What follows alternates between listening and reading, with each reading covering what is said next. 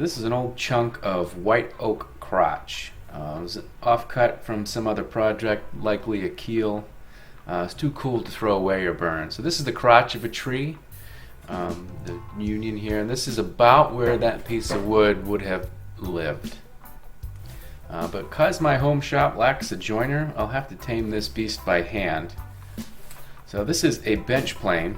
I cannot overemphasize the importance of having a well cared for hand plane in a wood shop.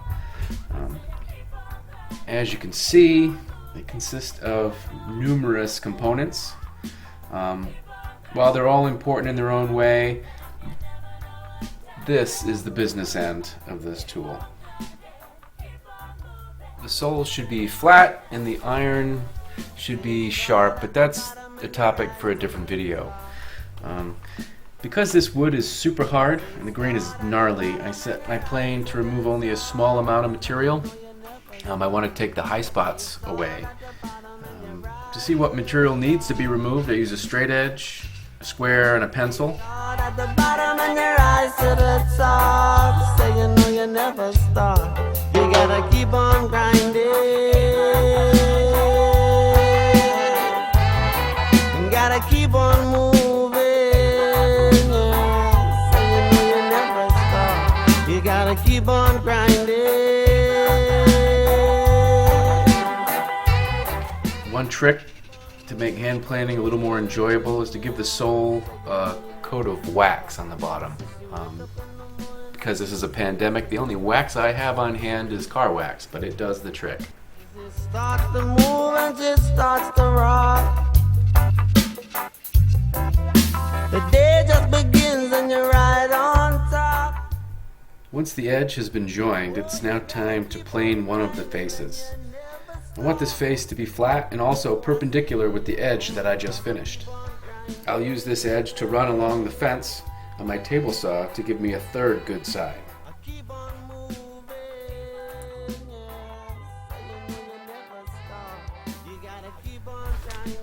By using two sticks on the board, called winding sticks, I can identify any twist in this board that needs to be removed.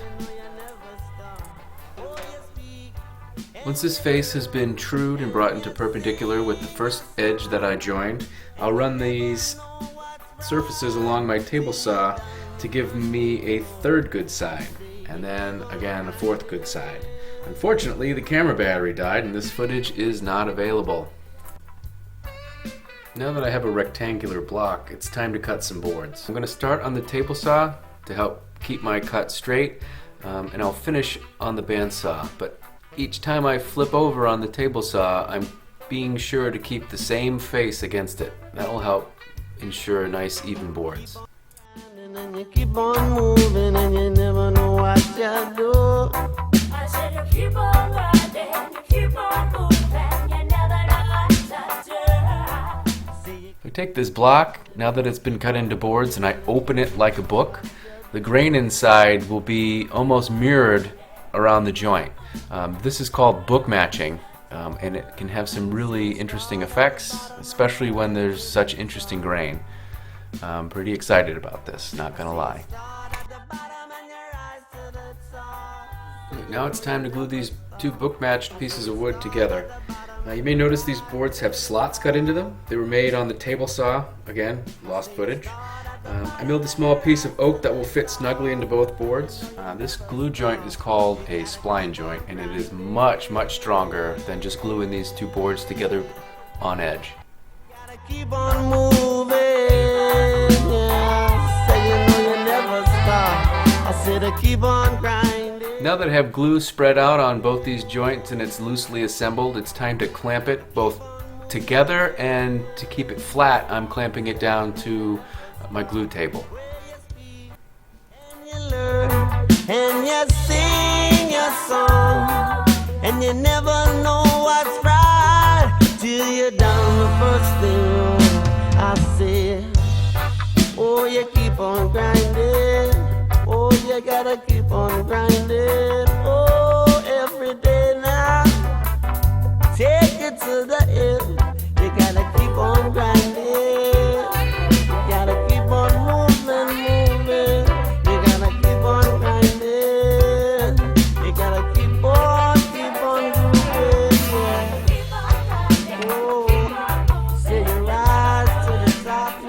In next week's video, this glued up board tries to kill my planer, and I'm going to steam bend and laminate the shackle for this lock.